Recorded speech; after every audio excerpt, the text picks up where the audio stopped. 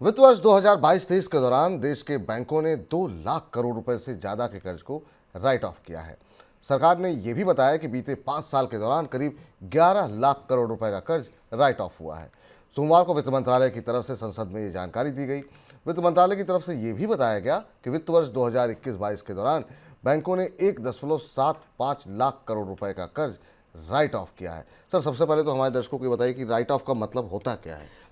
अगर आप पिछले 3-4 साल की खबरों को करीब से देखें तो भारतीय बैंकों की तरफ से लोन को बट्टे खाते में डालने या राइट ऑफ करने की प्रक्रिया बहुत तेजी से बढ़ी से आमतौर पर काफ़ी विवादित प्रक्रिया माना जाता था, पर अब हर 3-4 महीने में आंकड़ा आता है और एक नया आंकड़ा आता है। राइट ऑफ का मतलब होता है कि बैंक जिन कर्जों की वसूली नहीं कर सकते हैं उन्हें अपनी बैलेंस शीट से हटा देते हैं। हटाने से पहले वो उस हटाए गए कर्ज के बदले प्रोविजनिंग कर देते हैं, अपनी पूंजी निकाल कर रख देते हैं। ये बैंकिंग प्रक्रिया की व्यवस्था है, जिसे प्रोविजनिंग कहा जाता है।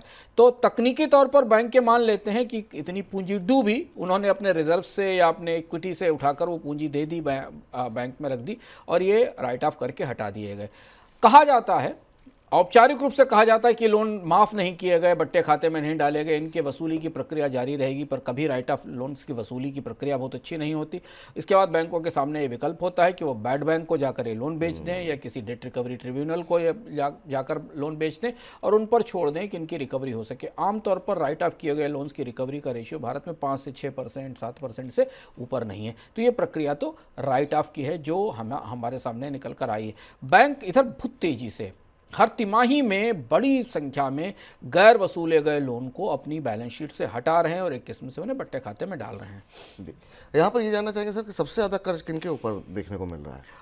विपुल, जो आंकड़ा है वो काफ़ी बड़ा है, 10.57 लाख करोड़ का है। अगर आप ये 2019 से 2023 के बीच बैंकों की तरफ से बट्टे खाते में डाले गए कर्ज के इस आंकड़े को देखें तो औसतन 2 लाख करोड़ रुपए के आसपास का एवरेज कर्ज हर साल बैंकों का 2 लाख करोड़ रुपए का कर्ज राइट ऑफ किया जा रहा है, जिसकी वसूली नहीं। और इसमें भी जो आंकड़े सरकार की तरफ से सदन में रखे गए आरबीआई के हवाले से, उसमें करीब 5.55 लाख करोड़ रुपए का यानी टोटल लोन का करीब 52% हिस्सा बड़े उद्योगों और बड़ी कंपनियों पर बकाया है। यानी फिर वही घूमकर बात वहीं आती कि बड़ी कंपनियां कर्ज लेती हैं, नहीं चुका रही हैं, डिफ़ॉल्ट हो रही हैं और बैंक उसमें अपनी पूंजी स्वाहा करते हैं और उसके बाद उन्हें राइट ऑफ कर देते हैं।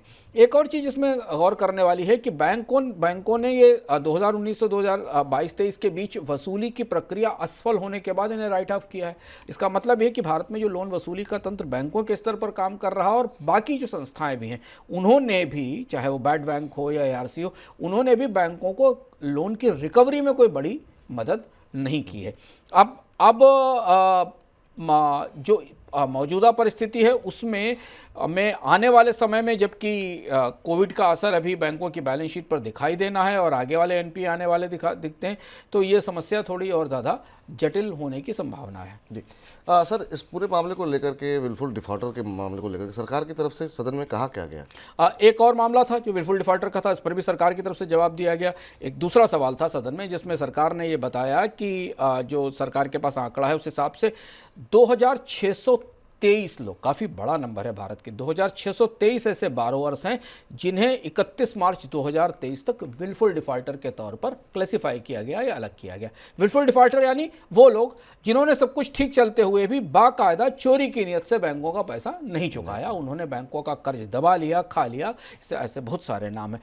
और विपुल, इनका अमाउंट बहुत बड़ा, 1,96,000 करोड़ रुपए, 1.9 रुपए केवल विलफुल डिफॉल्टर्स के पास है। यानी वो लोग जिन्होंने जानबूझकर बैंकों को नुकसान पहुंचाया, बैंकों से पैसा लिया और उसका गलत तरीके से इस्तेमाल किया। ये रिपोर्ट भी सदन को दी गई है और ये बताती है कि भारत के बैंकिंग उद्योग के भीतर की परिस्थिति क्या है। इधर NPA खातों को विलफुल डिफॉल्टर घोषित करने को लेकर बैंकों ने रिजर्व बैंक से अतिरिक्त समय की मोहलत मांगी है। रिजर्व बैंक ने बैंकों को कहा था कि इस प्रक्रिया को 6 महीने में पूरा करें, लेकिन रिपोर्ट के मुताबिक बैंकों ने रिजर्व बैंक से संपर्क करके प्रक्रिया पूरी करने के लिए अब 12 महीने का वक्त मांगा है।